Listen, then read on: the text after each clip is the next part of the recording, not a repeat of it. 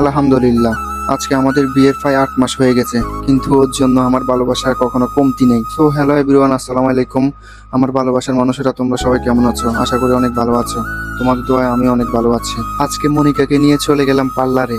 So okay একটু change করার দরকার, যেহেতু আমার বউ এমনিতেও অনেক সুন্দর, তবুও আমি একটু আরো ওকে অনেক চেঞ্জ করার দরকার। তাই আমি ওকে নিয়ে গেলাম পার্লারে। ওখানে যাওয়ার পর তো সে মহা খুশি, আর ওর খুশি দেখে আমি নিজে হতবাক হয়ে গেছি।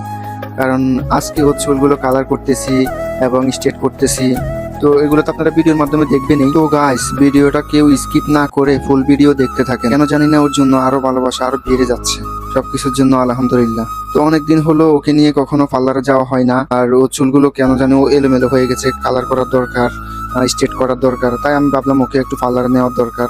তাই এক আপু আমাদের পরিচিত, ওনার পার্লারে আমি নিয়ে গেছি। যাওয়ার পর চুলগুলো কালার করলাম, দেন স্ট্রেট করতেছি। এগুলো আমার ভীষণ ভালো লাগতেছিল, কারণ আমার নিজের বউকে যে আমি এত সুন্দরভাবে গুছিয়ে নিতে পারতেছি, এসব কিছুর জন্য আলহামদুলিল্লাহ আল্লাহর কাছে হাজার কোটি শুকরিয়া। ও অনেক খুশি, যেহেতু আমরা 5 বছর পর সাথে হয়েছি, বিদেশে ছিলাম। তো ও কখনো চুল স্ট্রেট করে নাই, কালার করে নাই। তো আমার থেকে কেন জানি না মনে হলো যে আমি একটু বউয়ের একটু যত্ন নেওয়া দরকার, যেহেতু সব সময় আমারই যত্ন নেই, আমি কখনো ওর যত্ন নিতে পারি না।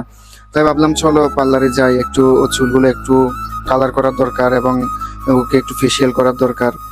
তো আমার বউকে কেমন লাগতেছে সবাই কমেন্ট করে জানাবেন। আর আজকের জন্য ভিডিওটা এই পর্যন্তই। ভিডিওটা ভালো লাগলে লাইক কমেন্ট শেয়ার করবেন এবং ফলো করে আমাদের সাথেই থাকবেন।